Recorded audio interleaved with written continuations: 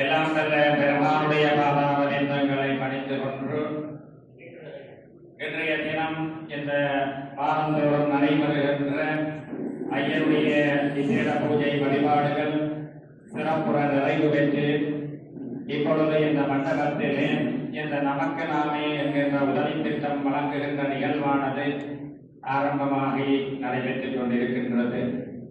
அந்த வகையிலே பெருமானுடைய திருவருள் சக்திகள் உங்கள் அனைவருக்கும் கிடைக்க வேண்டும் என்பதற்கான பிரார்த்தனை பண்ணிக்கொண்டு இந்த ஆலயத்திலே இந்த வாரந்தோறும் இது நான் நிற்கின்றேன் என்று 13வது வாரமாக இந்த உணவு விநியோகமானது உணவு விநியோகமானது இங்கே மிகவும் சிறப்பாக மேற்கொள்ளப்பட்டு வருகின்றது.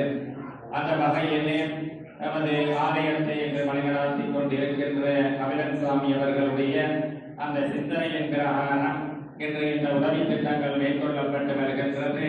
ஆகவே இந்த உதவி திட்டமானது அவருடைய இங்கே அவர்களுக்கு கிடைக்கப்படுகின்ற அந்த பெயர்கள் அந்த நடைபெற்றோருடைய பெயர்கள் அவருக்கு அனுப்பி வைக்கப்பட்டு அவருடைய தெரிவு செய்யப்படுவதன் மூலமாக இங்கே அந்த உதவி திட்டங்கள் வழங்கப்பட்டுக் கொண்டிருக்கின்றது.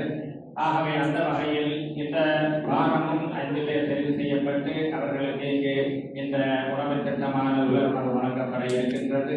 மேலும் இந்த உணவு திட்டம் மென்மேலும் அனைவருக்கும் கிடைக்க வேண்டும், அனைவரும் இதனை பயன்பெற வேண்டும், இதற்கு எல்லாம் வல்ல ஐயனுடைய திருவருள் கிடைக்க வேண்டும் என்று இறைவனை பிரார்த்தனை பண்ணுகின்றேன்.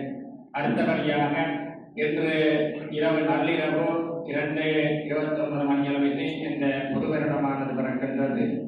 ஆகவே இந்த புது வருடமானது அனைவருக்கும் நல்ல வாழ்க்கையையும் சகல சௌபாகியங்களையும் இந்த புது வருடம் வழங்க வேண்டும் என்று இறைவனை பிரார்த்தனை பண்ணுகின்றேன். அந்த வகையிலே இந்த விசுக்கரி அலங்கார உற்சவம் என்கின்ற நிகழ்வானது நாளைய தினம் இறுதி நாளாக நடைபெற இருக்கின்றது இந்த ஆலயத்திலே. ஆகவே இந்த ஆலயத்திலே இங்கே மாலையிட்டு இறை வழிபாடுகளை மேற்கொள்ளுகின்ற சாமிமார்கள் நாளைய தினம் இங்கு காலை 8 மணியளவிலே 7:30 மணியளவிலே இங்கே இருமுடி கட்டி ஐயருக்கு நெய்யபிஷேகம் நடைபெறுகின்ற நிகழ்வு காலை நடைபெறும்.